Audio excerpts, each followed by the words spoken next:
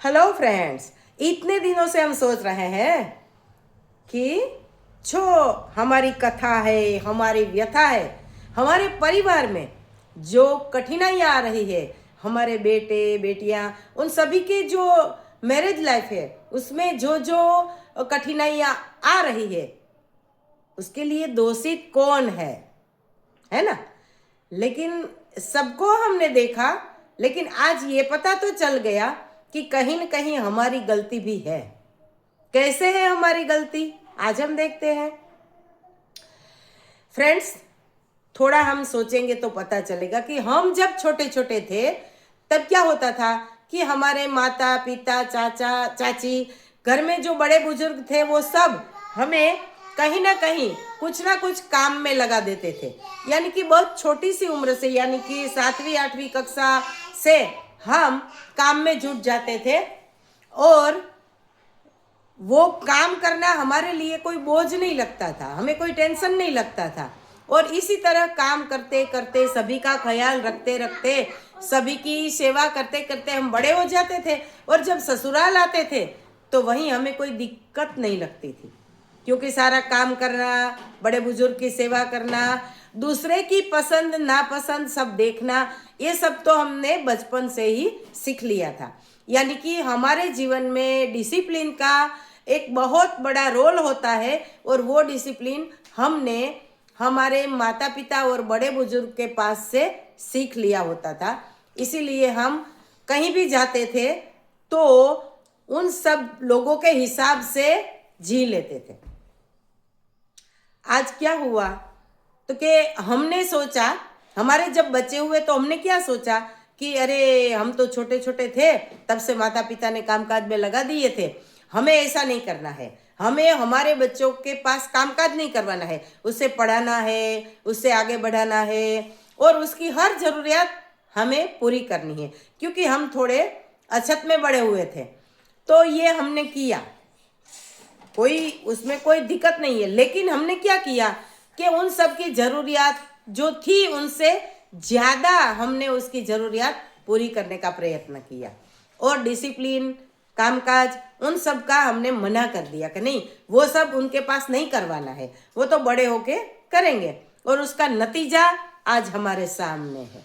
और आज हमें पता चला कि अरे आज जो ये बस सबसे बड़ा पेड़ हमारे सामने वो खड़ा हो गया है, उनमें जो कांटा है वो तो उसका बीज तो हमने ही बोया था।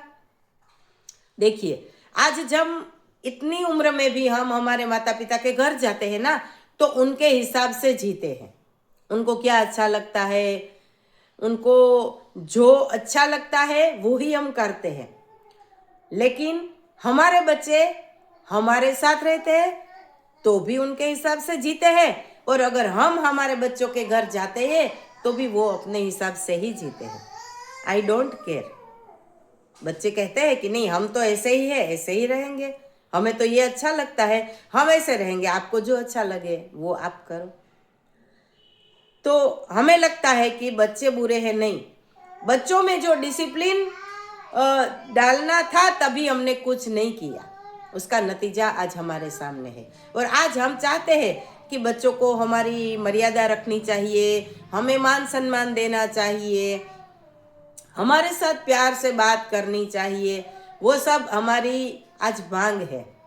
लेकिन थोड़ा ध्यान से सोचे तो पता चलेगा कि कहीं ना कहीं आज की जो परिस्थिति है उसके लिए दोषित हम भी हैं। तो क्यों ना हम ही ये परिस्थिति में सुधार लाने के लिए प्रयत्न करें। तो देखते हैं आजकल की बहुएं बेटे क्या कुछ नहीं करते, है ना। घर का सबसे फ़नी ट्रूथ ये है कि सास को लगता है बहू को उनसे सब कुछ सीखना चाहिए, बहू को लगता है कि सास को थोड़ा सा मॉडर्न होना चाहिए। दोनों ही सही है, पर दोनों को लगता है कि सिर्फ वही सही है। एक घर घर तब बनता है जब लर्निंग वन साइडेड नहीं, दोनों साइड से चालू होती है। एक का एक्सपीरियंस, एक का एक्सपोजर, जब दोनों मिलते हैं तब फैमिली बनती है।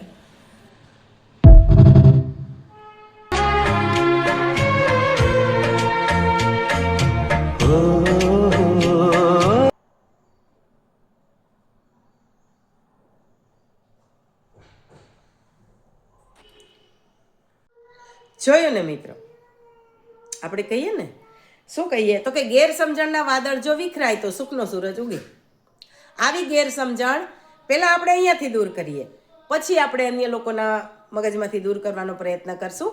પણ આપણી જે ગેરસમજણ છે એ છે કે મને કોઈ દુઃખી કરે છે, મને કોઈ હેરાન કરે છે, મારા પરિવારમાં કોઈ આવી અને આટલું બધું મને આખા પૂરા પરિવારને તકલીફ આપે છે, પણ ક્યાંક થોડીક ગેરસમજણ તો છે હો.